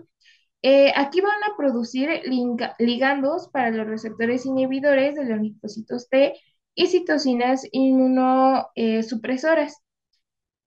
El microentorno tumoral en el que hay células mielocíticas y linfocitos inmunodepresores va a inhibir la activación, la diferenciación y la infiltración por los linfocitos T efectores antitumorales. Siguiente, por favor.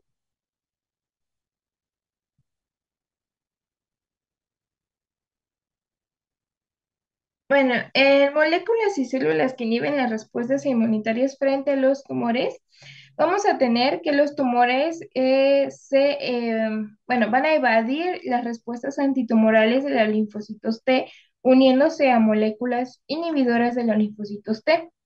Estas van a actuar normalmente para impedir la autoinmunidad y regular las respuestas inmunitorias de los microbios.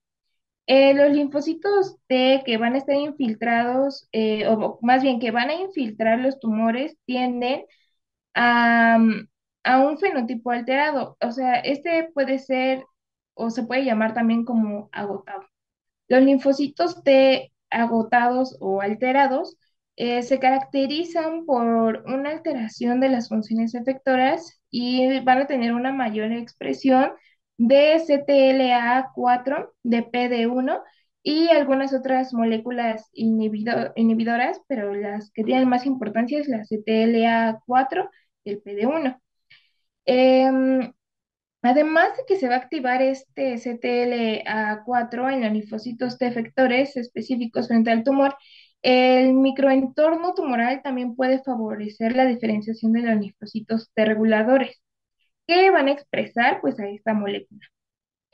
Para el PD1 y el CTLA4, para que actúen bien como inhibidores de los linfocitos T, se deben unir a sus ligandos. ¿Cuáles son los ligandos? Pues los ligandos de la PD1 son las proteínas de la familia B7, ligando 1 de PD, y de P2 va a ser la PDL2. Em, Siguiente, por favor. Bueno, ahora tenemos la pérdida de la expresión de antígenos tumorales. Las respuestas inmunitarias frente a las células tumorales van a impedir presiones selectivas que dan lugar a la supervivencia y al crecimiento excesivo de estas variantes de células que van a ser, que van a tener pues este tipo de tumores.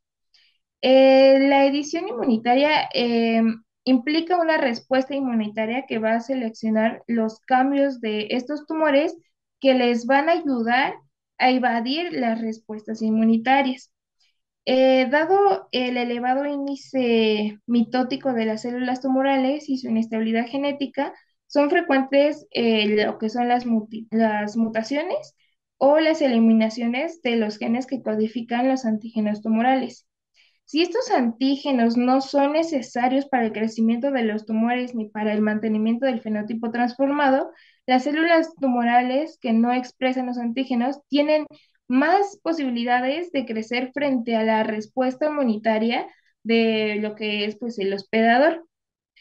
Vamos a encontrar que diversos tumores muestran una disminución de la síntesis de las moléculas del MHC de clase 1 o también de las proteínas necesarias para la expresión de este MHC, como la microglobulina beta 2 o de componentes de la maquinaria de procesamiento del antígeno, como el transportador asociado al proceso del antígeno 1 y del TAP2 y subunidades pues de todo este proteasoma.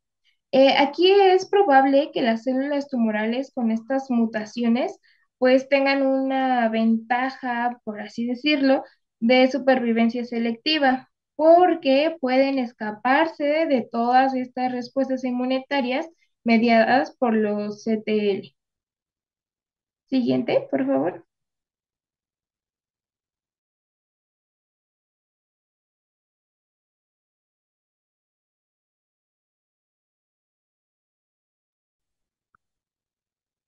Está bien.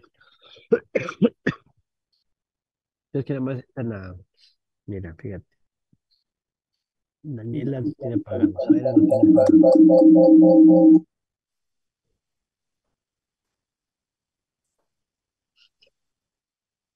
A ver, ya. A ver, buenos días, compañeros. Pues ahora vamos a pasar con esta inmunoterapia para, bueno, con contra de los tumores.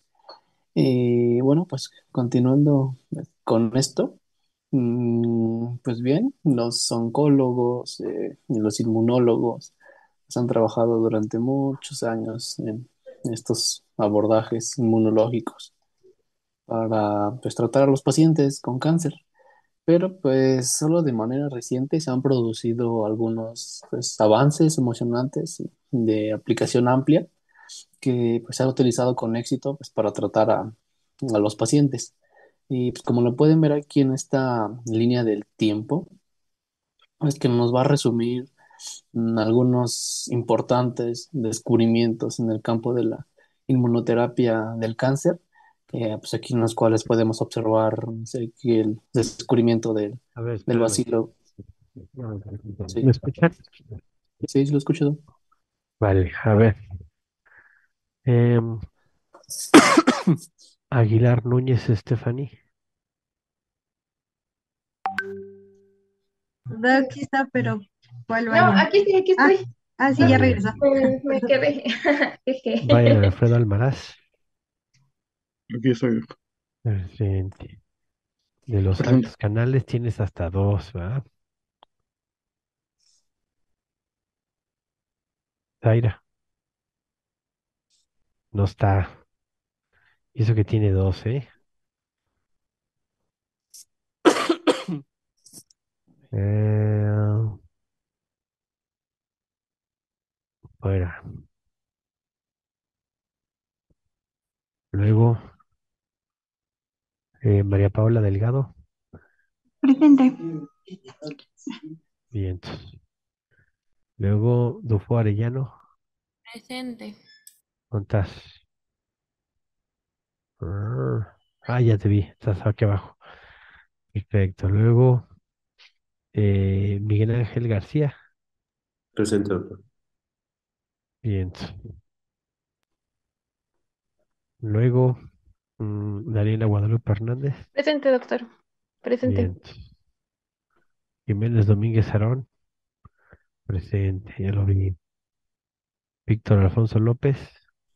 Presente, doctor. Presente. Eh, Brenda Lisette López. Presente, doctor. Brenda, ya te vi. Méndez Rosales José Ángel. Presente. ¿Cuántas? Levanta la mano. Méndez Rosales. Luego Paula Itzel Pérez Mondragón. Presente, doctor. Presente. Ramírez es Diana Ramírez. Presente, doctor. Levanta la mano. Ya te vi. Estás en tu carro. Presente. Y Norma Dani Sánchez. Presente. Aquí. Daniela. Y Hugo René Sánchez. No está. Vale. Ellos no les puedo dar revisión. Que ya se mancharon. Entonces, ni a Zaira ni a Sánchez Hugo. No revisión. Todos los demás tienen derecho a revisión, ¿sale? Bueno, síguele, doctor. Sí, gracias, doctor. Bueno, ya se estaba hablando de que, bueno, aquí hay una línea del tiempo. A ver. Y esta línea de tiempo pues nos va a resumir estos, bueno, algunos importantes descubrimientos en el campo de la inmunoterapia del cáncer. Y pues aquí podemos observar que pues el tratamiento para interleucina 2 del cáncer, aquí el descubrimiento del bacilo de Calmette-Guérin, no, pues incluso la vacuna contra el VPH, pues para prevenir neoplasias del cuello uterino y entre otros pues, descubrimientos muy importantes, por lo que pues, todos estos son pues, un motivo muy importante del interés para pues, este tratamiento pues, inmunológico. Aquí ya que la mayoría de los tratamientos pues, antineoplásicos establecidos pues, se basan en fármacos, en la quimioterapia o en la radiación, que es que matan a las células, que pues en la división o que bloquean su división celular y entonces estos tratamientos pues van a tener, bueno, pues tienen efectos nocivos sobre las células, pues además de estas células normales en la proliferación y pues este tipo de tratamiento de la pues, quimioterapia y la radiación pues de los, pues en consecuencia, pues nos va a producir todavía una morbilidad y una mortalidad pues todavía mayor y pues muy importante, ya que las respuestas pues, inmunitarias frente a estos tumores pueden, pues en teoría, pues ser muy específicas de las células tumorales y pues no tienden a lesionar a la mayoría de las células normales y pues por lo tanto esta inmunoterapia pues puede ser un tratamiento antitumoral más específico que se puede diseñar. Bueno, no puede, es el tratamiento más específico. Y pues les voy a hablar sobre los distintos métodos de inmunoterapia antitumoral, perdón, en la práctica pues clínica o que aún están en desarrollo. Y bueno, primero empecemos con la inmunoterapia antitumoral de, a ver, inmunoterapia pasiva con anticuerpos mononucleales o moléculas similares a anticuerpos. Sí, está muy largo el nombre, pero pues es muy sencillo. Este tratamiento pasivo pues solo consiste en una transferencia a los pacientes de anticuerpos específicos frente al tumor. O sea, suele ser un método muy rápido y teóricamente muy específico, pues que no confiere inmunidad prolongada. Este es lo único que pasa con este. Y aquí, pues algunos anticuerpos mononucleales se han pues utilizado para tratar cánceres durante pues más de 20 años y actualmente hay muchos más autorizados o que todavía están en fases avanzadas de desarrollo. Como pues los pueden ver aquí en esta tablita, que son los principales, en los que pues la mayor parte de los anticuerpos que se indican pues se unen pues, a los antígenos tumorales y estos pues como les dije se van a encargar de destruir las células tumorales o ya sea que también inhiban su crecimiento. Y pues se indican los anticuerpos pues, que tienen efectos antitumorales por otros mecanismos. Pues aquí, no sé, por ejemplo, el anticuerpo bueno, HER2-NEU, pues que es un anticuerpo mononuclear aprobado para tratar los cánceres de mama, pues expresan este exceso de la molécula transmisora de las señales del factor del crecimiento. Bueno, Y pues, más que para, aquí las opciones no es para tratar el cáncer, es para identificar y es un target, es un objetivo, ujú, ¿sale? No es sí, que digas, ah, voy a ocupar el gen HER2 para tratar el cáncer de mama, no, es un objetivo. Ya, es sí, todo lo que quiero decir, gracias. sí, gracias, doctor. Y bueno, pues entonces este es lo que tendría, pues es este de target y bloqueando, pues, este crecimiento muy acelerado pues, del cáncer, más que nada. Y pues aquí vamos a tener unos cuantos más. Y además estos, pues algunos anticuerpos antitumorales, pues se van a unir a moléculas, pues aquí se unen a las moléculas de la superficie celular, de las células tumorales. Y aquí pues, ya van a iniciar pues estos mecanismos efectores del hospedador que van a destruir las células tumorales por estos pues, mecanismos que van a incluir pues la citotoxicidad mediada por los linfocitos NK, pues también por una lisis mediada por el complemento y por una fagocitosis por los macrófagos que igual van a estar mediadas por el complemento. Igualmente, aquí como lo pueden ver, pues varios anticuerpos antitumorales pues que están pues, autorizados para este pues, tratamiento o bueno, para evitar, para bloquear pues los cánceres de cierta manera. Y pues aquí también pueden ver estos distintos de antígenos tumorales pues, que pasan por estos mecanismos de toxicidad, de citotoxicidad y lisis que les mencionaba, ya sea pues para causar su muerte de la célula tumoral o pues para causar su bloqueo del crecimiento del tumor. Aquí en este caso pues, se bloquea. Y pues esta sería pues como que, mm, pues principalmente es como funciona un poquito la inmunoterapia con los anticuerpos monoclonales. A lo que no se nos olvide, solo es la transferencia de los anticuerpos específicos frente al tumor para tratar, pues, para que se bloquee o para causar la muerte de estos tumores. ¿Sale? ¿Vale? Y bien, ahora pasemos con el tratamiento celular adoptivo con los linfocitos T antitumorales. Este ya es otro distinto y pues, ¿en qué consiste?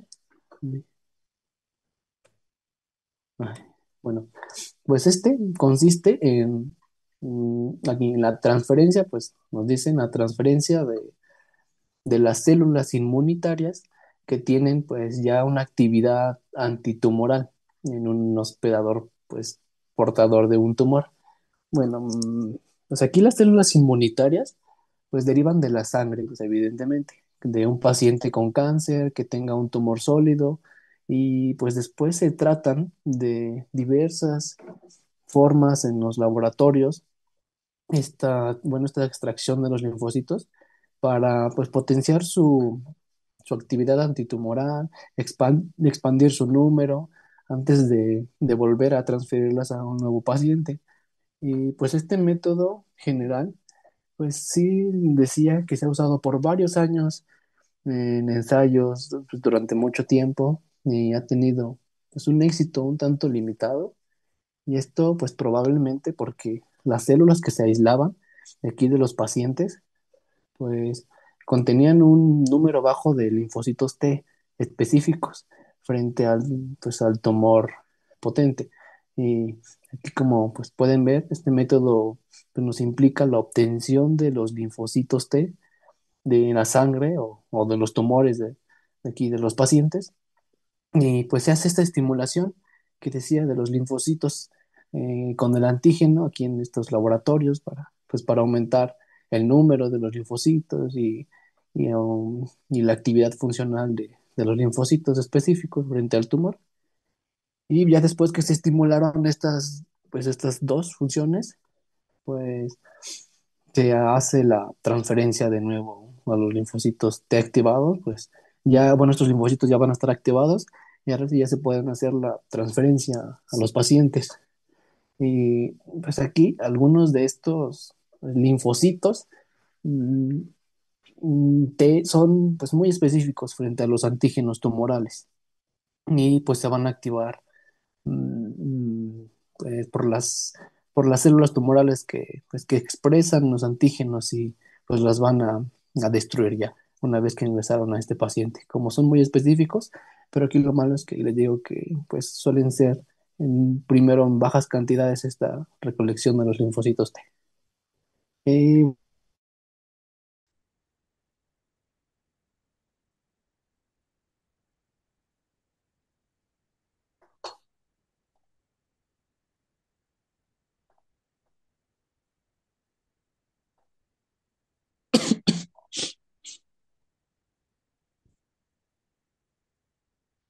ya, creo que ya está. Bueno, pues aquí ya les estaba diciendo de este pues, tratamiento. Y ya una vez que pues, se transfieren estos nuevos linfocitos T al paciente, pues ya es como cuando genera esta muerte o bueno, esta destrucción de las células pues, tumorales por estos linfocitos T ya específicos y pues digamos que ya modificados. Ujú. Y bueno, aquí igualmente este tipo de pues, tratamiento celular adoptivo con linfocitos T antitumorales, pues vamos a tener el tratamiento del linfocito T con el receptor quimérico para el antígeno, que pues este tipo de tratamiento se ha mostrado igual útil en algunas neoplasias malignas y aquí pues van a ser sobre todo en neoplasias hematológicas y pues ya se está desarrollando este método para otros tumores, pero pues hasta el momento solo está pues, disponible para estos por lo que leí. Y aquí estos receptores, pues sí, quiméricos, ¿sí? Para el antígeno, pues son abreviados como CAR, pues son unos receptores que están unidos en las membranas y pues modificados igual mediante técnicas genéticas para, pues con lugares de unión específicos para los antígenos tumorales codificados por genes pues, recombinantes de estas regiones variables de las inmunoglobulinas. O sea que, bueno, estos fragmentos son variables de cada cadena, o de una cadena única. Y aquí, pues van a tener unas colas citoplasmáticas que contienen, aquí se ven en chiquito, antes están más adelante, pues van a contener dominios y señalizaciones de complejos. Y, bueno, no me los pongo. Aquí. Aquí pueden ver estos, estas colas citoplasmáticas. A ver, espero que se entienda un poquito mejor. Estos receptores quiméricos para el antígeno, pues van a estar compuestos por fragmentos variables de una cadena única de inmunoglobulina extracelular específico. Aquí, pues frente al antígeno tumoral, como lo pueden ver, entonces, este, estos receptores quiméricos, pues van a hacer dominios citoplasmáticos, productores de señales que igual nos van a activar los linfocitos T y pues van a estar conformados por nuestras cadenas ITAM, nuestros complejos TCR y pues junto a las estructuras de los dominios citoplasmáticos, como aquí pueden ver de los receptores coestimulantes, CD28, 4-1BB, y pues van a promover todos estos, bueno, todas esas estructuras, estos complejos citoplasmáticos de la cola, bueno, de nuestra cola citoplasmática, de nuestros receptores quiméricos, pues van a entrar en contacto con este antígeno tumoral. Y entonces, al haber esta unión, pues va a promover nuestra activación intensa de los linfocitos T. Y esto, pues, para que posteriormente, ya que hicieron todo esto, pues se le inyecten nuevamente al paciente los linfocitos T, que ya son, pues, linfocitos T, pues, expandidos, digamos, que ya van a expresar este CAR, este, estos receptores quiméricos. Y pues aquí un dato que hay que saber es que antes de que se pues, transfieran estos linfocitos T ya modificados, estos linfocitos T CAR, pues se suelen tratar antes a los pacientes con fármacos. Y estos fármacos se les dan para que eliminen sus propios linfocitos.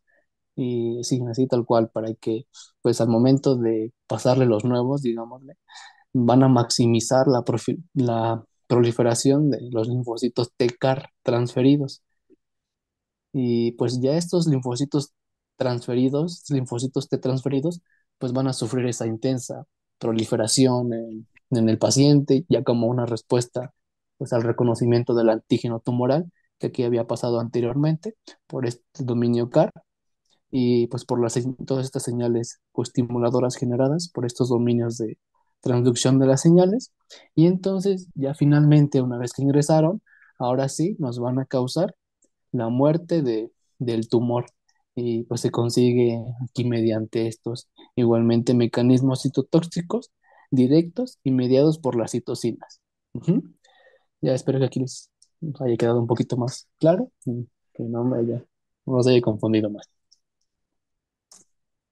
Bien, y también finalmente vamos a tener este pues, tratamiento que es la vacunación con antígenos tumorales. Y este pues, consiste en que pues, la vacunación de individuos portadores con los tumores, o ya los pacientes con tumores, pues pueden aumentar las respuestas inmunitarias contra el tumor, esta vacunación. Y bueno, pues aquí los primeros intentos que leí que pues de potenciar a la inmunidad antitumoral, pues se apoyaron en el pues, estímulo inmunitario en específico. O sea que de forma más reciente se han probado vacunas compuestas de células tumorales muertas, así los hacían, con antígenos tumorales igual recombinantes, o incluso con las células dendríticas incubadas, pues tumorales incluso en algunos modelos de animales. Y pues así empezaron con estos ensayos clínicos con los pacientes del cáncer para administrarlos posteriormente a la vacunación. Pero ya actualmente la identificación de algunos péptidos reconocidos por los linfocitos T citotóxicos. Bueno, pues nos han proporcionado muchos antígenos ya candidatos para las vacunas tumorales. Hay que sí, hay que agradecer a estos linfocitos T citotóxicos. Y ya las nuevas técnicas, las técnicas de, pues, secuenciales, bueno, como estas técnicas del ADN, pues ya se están usando ahora para determinar rápidamente pues, todas las mutaciones de las secuencias de la ADN. Y entonces en este tratamiento, pues lo que se va a hacer, como aquí le ponen en la imagen, se va a tomar el ADN de los genomas de las células cancerosas. Después se van a aplicar como que unos algoritmos de predicción a estos datos para identificar esos péptidos mutados en los pacientes infectados que van a tener pues una probabilidad más alta de unirse a los alelos del, del complejo mayor de histocompatibilidad de cada paciente. Y entonces ya una vez que se hizo esto, todos estos pues avances técnicos nos permiten ahora pues la identificación precisa de lo que nos hablaba nuestro compañero al principio, de los neoantígenos. Estas proteínas, como acabamos de ver, ya codificadas por los genes mutados y pues van a aparecer pues como extrañas y al estar tan trabajadas, digámosle, y van a ser pues ya muy específicas frente a los tumores mm, individuales, que pues son estas también pues, podemos llamar como proteínas truncadas o defectuosas. Y pues esto todavía nos ha estimulado los esfuerzos para desarrollar todavía más vacunas antitumorales personalizadas al haber este procedimiento tan específico, esta modificación, estas mutaciones muy específicas ante los tumores para crearnos nuestros neoantígenos. Neoantígenos, sí. Bien. Y a ver, aquí, esto, finalmente, los antígenos, pues ya una vez que tenemos esos antígenos tumorales, ya que pasaron por todos estos procesos de acá de mutaciones, pues se van a administrar en forma de vacuna con, decía que de células dendríticas. Y pues este método, pues de las células dendríticas de los pacientes, al igual que en el tratamiento anterior, pues se van a purificar, se van a incubar con los antígenos tumorales y, y pues se van a inyectar nuevamente a los pacientes. Y ya una vez que se le inyectan a los pacientes, es donde presentarán este antígeno a los linfocitos T muy específico que tanto se habían tardado desarrollando frente a este y pues ya va a desarrollar esta respuesta inmunitaria muy específica frente al tumor. Y pues las vacunas que utilizan estos antígenos, pues generalmente decían que no eran muy eficaces a pesar de ser muy específicos por estas mutaciones y todo este trabajo. Mm, y pues probablemente porque los antígenos de las células normales pues nos van a inducir a una tolerancia y esta pues se debe pues superar para inducir una inmunidad antitumoral eficaz. Y bueno, es por eso que nos dice que no es muy eficaz, pero a pesar de esto, pues todo este método también ha sido pues, sumamente eficaz para reducir, como les dije, la incidencia de algunos cánceres hematológicos y pues espera que en el futuro pueda abarcar no solo estos y ya abarque más que los hematológicos. Y bueno, ya, esto es todo de nuestra parte, doctor. Compañeros, no sé si tengan alguna duda para que nos regresemos. Gracias. Listo. Ya se acaba aquí todo, ¿verdad? Los temas, ya pusieron los dos temas. ¿Qué más falta ahorita?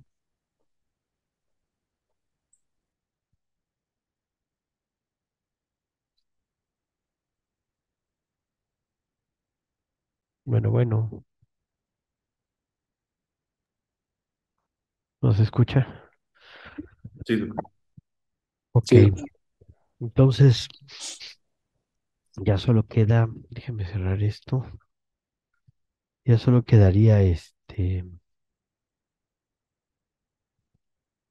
ya son las 11:30. para dar los otros temas. No guardar. Pues queda entonces pendiente ya el examen para la siguiente semana en el día jueves.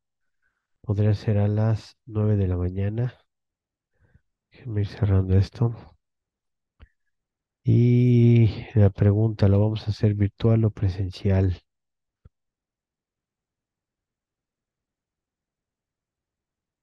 A ver, denme un segundo.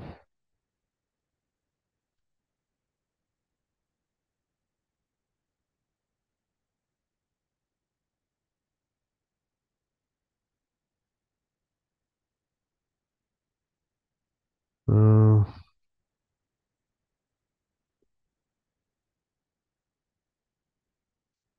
listo, entonces, ¿qué onda? ¿Piensan que vamos a hacer el examen? ¿Dónde lo vamos a hacer? ¿En el VIPS, en el TOX, en los VIPS Obregón? ¿Dónde?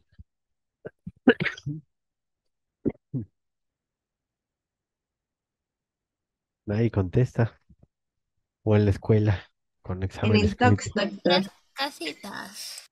¿En su casa? No, todo prefieren mejor, ¿cómo se llama? ¿Virtual? Sí, profe. Sí, doctor.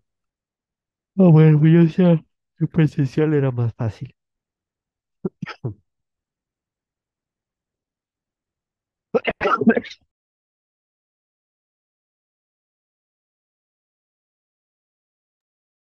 Listo, a ver, espérenme, déjenme sacar esto. Ya, ahora sí, sí, bueno, entonces va a ser el próximo jueves a las 9 de la mañana y pues vamos a revisar los temas que tienen entonces en su drive, ¿no? ¿Alguna duda o algo? Van a venir de las vacunas, ¿eh? Para que lo estudien. ¿Alguna duda o algo? Oiga, doc. Con respecto a lo de la tarea de las vacunas, Ajá. entonces sí se nos va a tomar en cuenta a todos Entonces, no he checado el drive o- porque pensé que me lo iban a enviar a mí, pero bueno, pues si lo subieron al drive, lo tengo que revisar. Obviamente las fechas de modificaciones son importantes, ¿va? Porque si tienen fecha de modificación, les dije, me envían el martes a las 12 pero no a las 12 de la noche, ¿o sí? Y me empezaron a llegar a esa hora, no inventen. También tengo vida, ¿eh? Digo, sé que estoy de guardia, pero también tengo cosas que hacer. Entonces, yo lo reviso. ¿Alguien faltó de entregarlo? Así, sinceramente, para que no le hagan al pato, ¿no? Seguros todos lo entregaron. Sí, doctor, creo que igualmente. sí, todos. Bueno, entonces, lo reviso al ratito, lo tomamos en cuenta y eso pues será muy, muy importante. Van a haber preguntas de ahí, les recuerdo, ¿eh? Lo que les dije la vez pasada. Fuera de eso, ¿alguna otra duda? ¿No? Pues, nada, Bueno, pues entonces nos vemos el próximo jueves a las 9 de la mañana para hacerlo en línea. Ya que no quisieron ni desayunar, pues ni modo. Está bien. Pues cuídense mucho. Sí, doc, gracias. Sí, Gracias, doctor, doctor. Estén gracias. bien. Bye. Doctor, hasta luego. Hasta luego.